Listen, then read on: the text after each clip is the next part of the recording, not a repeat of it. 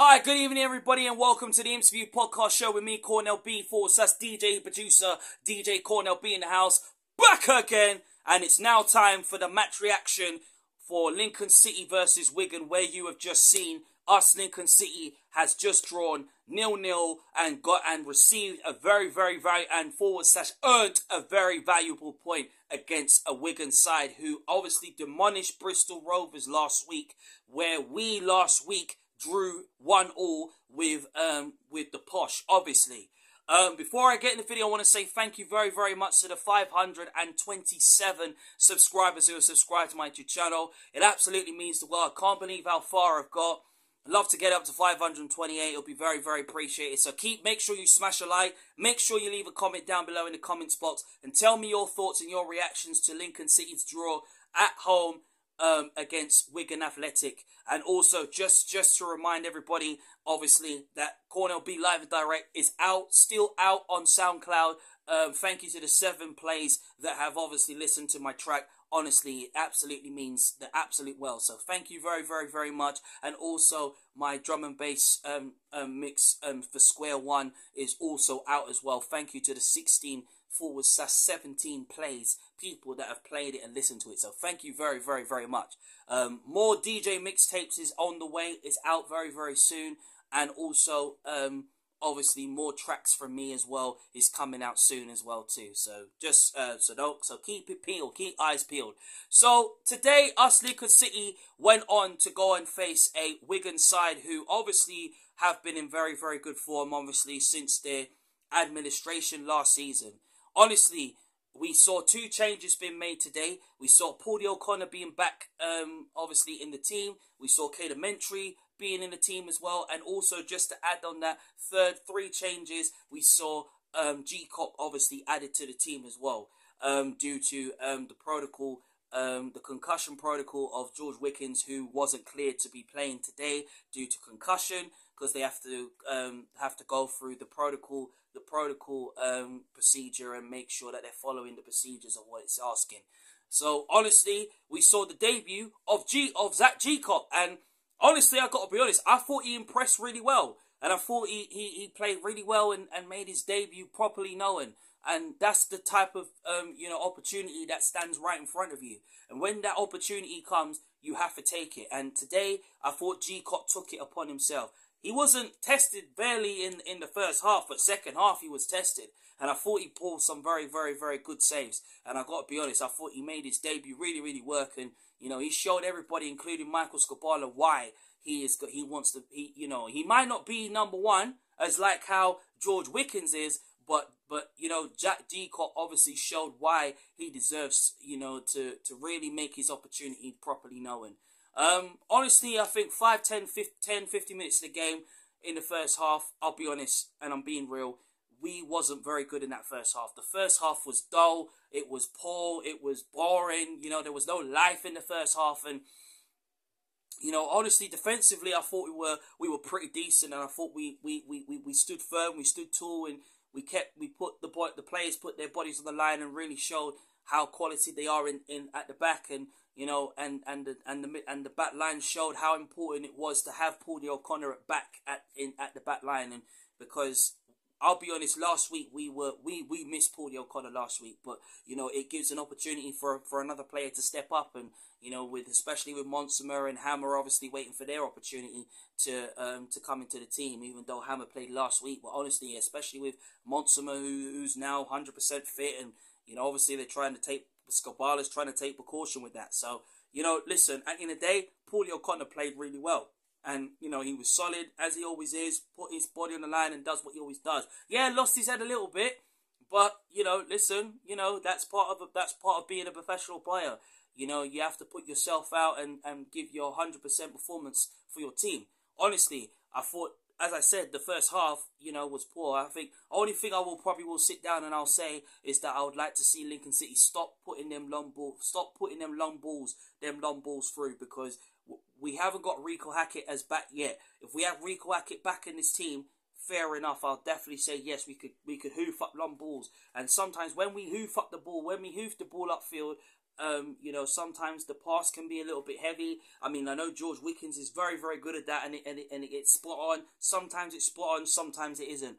But that's the thing about long balls going forward, and we need to cut that out and stop that, honestly, because if we don't cut that out or whatever, the opposition is going to exploit us and exploit our weaknesses. And today, you know, Wigan were coming at us, they were coming at us, they were coming at us, they were coming at us, and you know, honestly, I'll be honest, there were times where we couldn't handle, you know, Wigan's attacking play, and when they were coming forward. But what we did do was stood firm, we stood them up and made sure that we, Lincoln City, were not on the back foot. Yeah, we were on the back foot a couple of times, but we weren't tested. Our defence was tested, but Jeacock was really quiet, and you know, wasn't really tested as much as he was in the second half.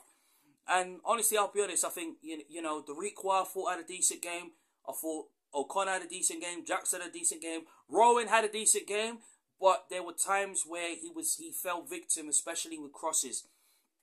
And for me personally, if this is a message to Sean, if I had one little improvement that I feel that Sean Rowan needs to improve on, is to really time them long balls, time them crosses, because there were times where Sean Rowan put in some poor crosses into the box, and you know, especially, you know, going forward, and you know, there were times where it was too heavy, or it was too much bend on it, or whatever. But honestly, you know, Sean Rowan is a young player, and he's a young, talented, gifted player who's going to learn a lot of great things. So, you know, honestly, I don't want to be like too on him too much, because honestly, I'm one or whatever. I don't really like to slag down the players and give the players too much stick, unless the result was an embarrassing one, then fair enough. But honestly, you know, you're showing that you care. You got to give your views, you got to give your opinions, and it's down to the players to take it on and say, listen, yeah, of course, I understand where this fan is coming from and where he wants the players to improve.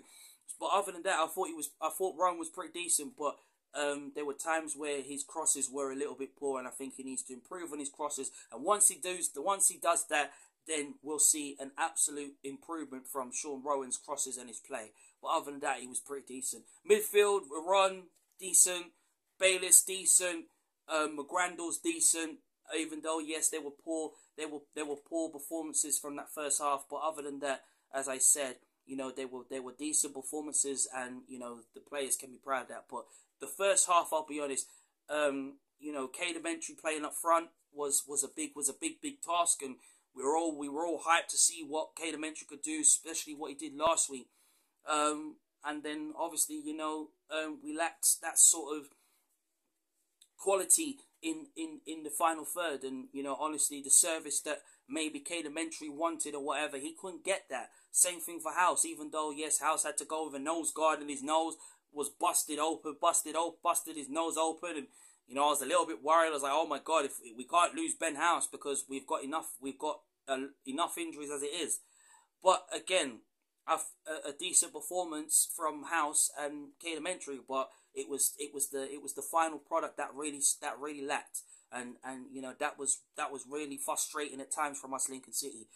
Going into half time 0-0 was really the ideal, because we were thinking, Is Michael Skubala going to make changes at half time? Is he going to change it up? Something's got to change. And in second half, we were so much better going forward. Yeah, going on the attack, making things happen. Because I'll be honest, we looked likely that we wanted to score. Yeah, in that second half, when we started pressing, we start playing the football that we were playing.